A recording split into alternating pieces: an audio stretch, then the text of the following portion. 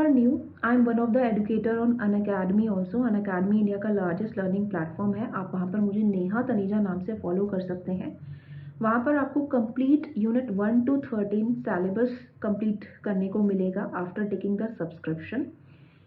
After taking the plus और iconic subscription आप वहाँ पर ले सकते हैं, जिसमें आपका कंप्लीट सिलेबस कवर होता है along with doubt sessions. PDF formats में आपको नोट्स मिलते हैं. Test series is there. Recorded sessions will be there. And again aptitude part will also be considered. India के टॉप एजुकेटर्स आपको वहाँ पढ़ाते हैं. Again most of the important units मैं भी कम्प्लीटली वहाँ पर कवर कराती हूँ, specifically for CSI, UGC net and other life sciences exam also. तो आप वहाँ मुझे ज्वाइन कर सकते हैं.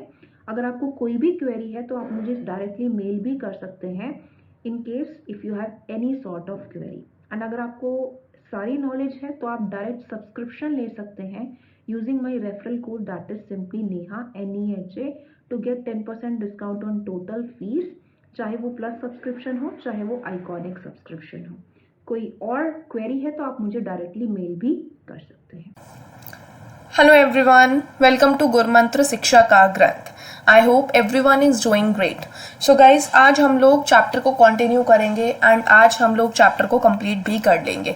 ठीक है, molecular basis of inheritance, chapter number 6. सो सबसे पहला जो टॉपिक आज हम लोग स्टडी करने वाले हैं that is about lac operon. ठीक है, लैक ऑपेरॉन का जो कॉन्सेप्ट था that was given by Jacob and Monod. Right, Jacob was a biochemist. Right, so lac operon की अगर हम बात करते हैं, लैक ऑपेरॉन में ये जो वर्ड है lac, it stands for lactose. ठीक है, लैक्टोस क्या है? A polycistronic structural gene is regulated by a common promoter and a regulatory gene. इसके अंदर क्या होगा? कुछ स्ट्रक्चरल जीन पाई जाएंगे, कुछ रेगुलेटरी जीन पाई जाएंगी.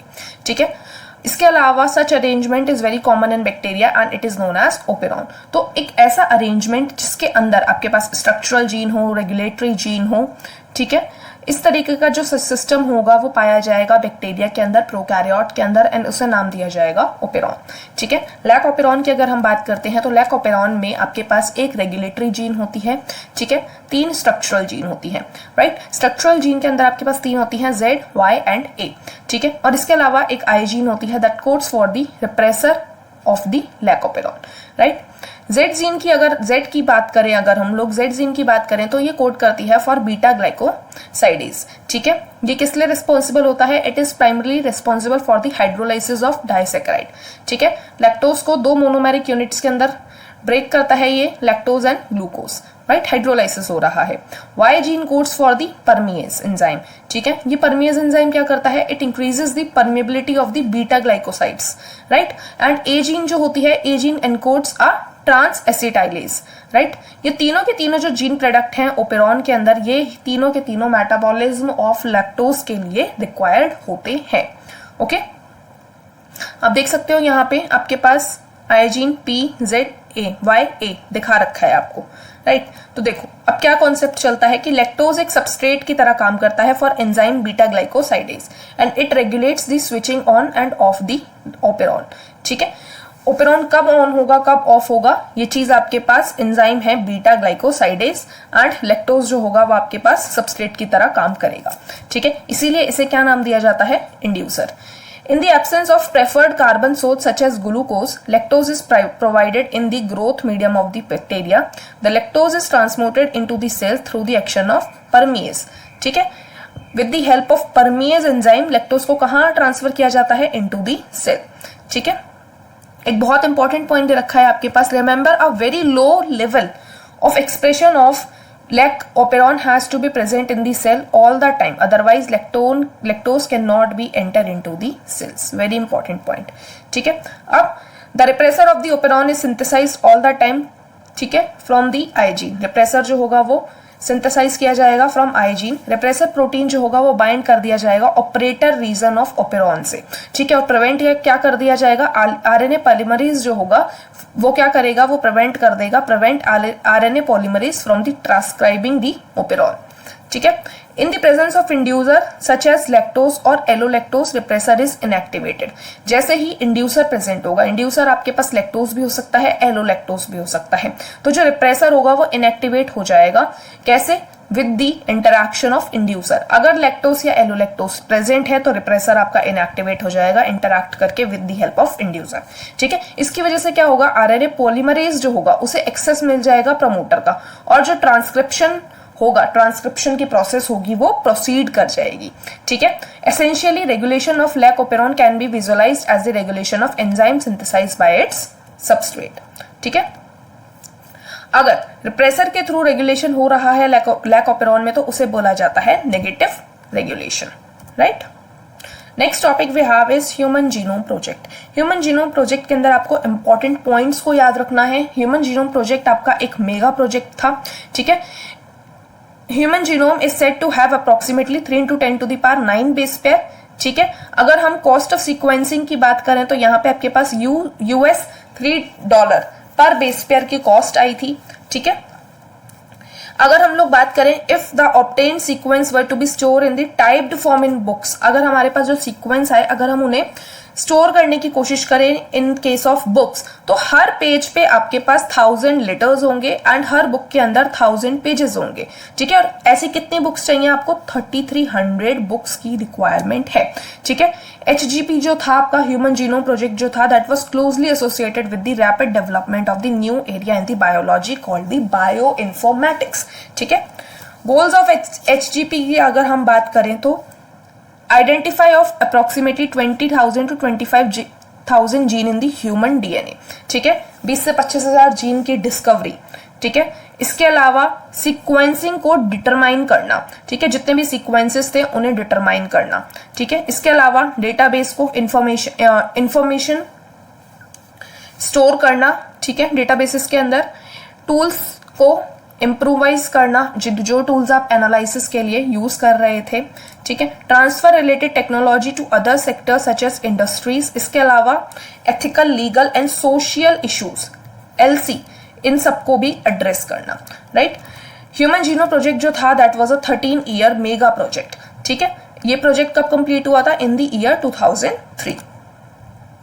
ओके, मेथडोलॉजीज की अगर हम बात करें तो यहाँ पे 2 मेजर अप्रोच यूज करी गई थी। One approach focused on the identification of the all the genes that are expressed as RNA।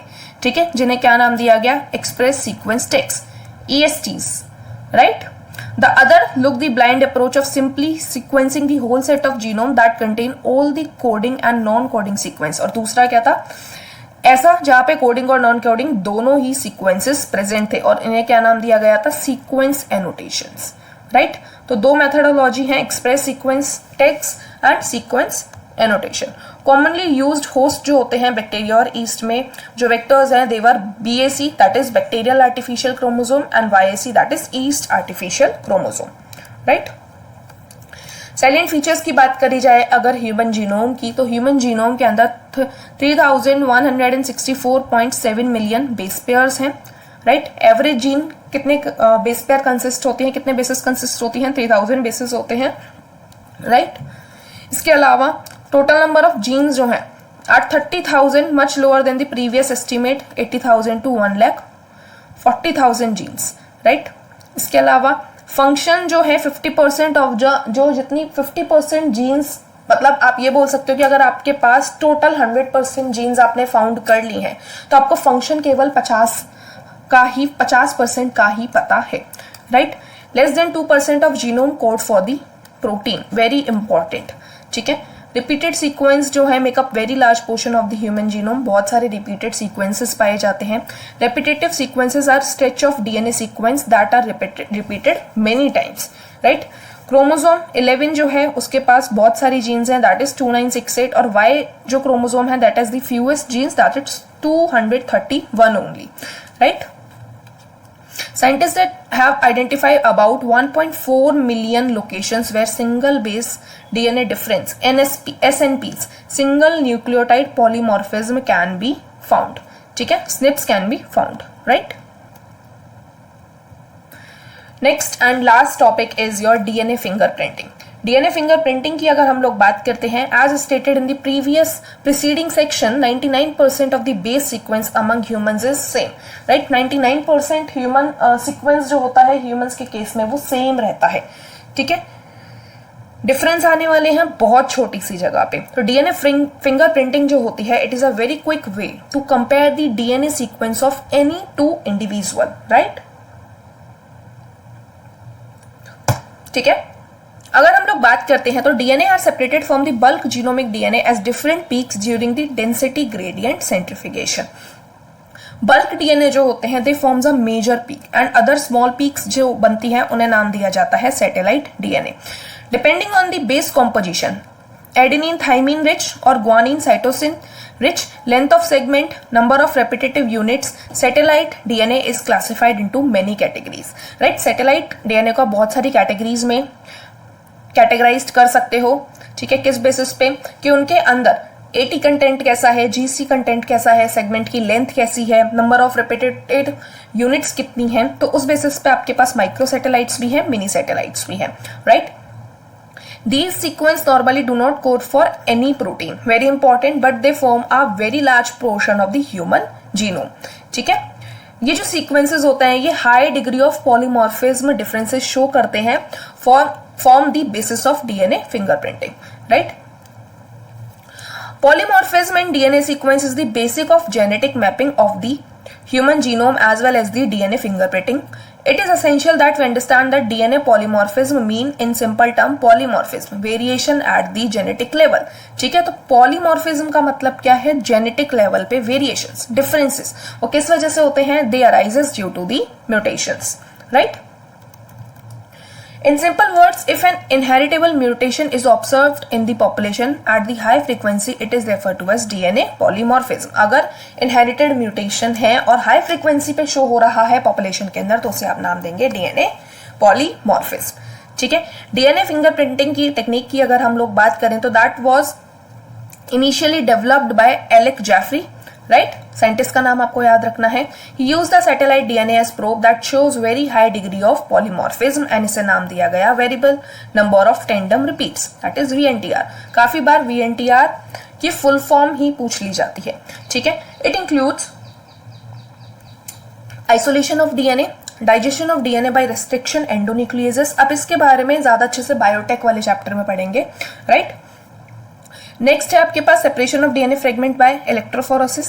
फिर फोर्थ स्टेप में ट्रांसफरिंग होगी, ब्लॉटिंग होगी of separated DNA fragments to the synthetic membrane, ठीक है। Fifth step में हाइब्रिडाइजेशन होगा by using VNTR probe, variable number of tandem repeats के थ्रू, एंड लास्ट में आपके पास डिटेक्शन होगा of the hybridised DNA fragments, right. VNTR belongs to the class of satellite DNA and referred to as mini satellite, very important statement, ठीक है। Number of repeat show very high degree of polymorphism, as a result size of VNTR जो होता है वो vary करता है from 0.1 to 20 kb, राइट। So this was all about today's lecture guys. I hope आपको चैप्टर अच्छे से समझ में आ गया होगा। चैप्टर थोड़ा बड़ा है, काफी सारी चीजें आपको याद रखनी है, तो चीजों को डेली आप लोग रिवाइज करते चलिए। Till next video, stay tuned, thank you very much.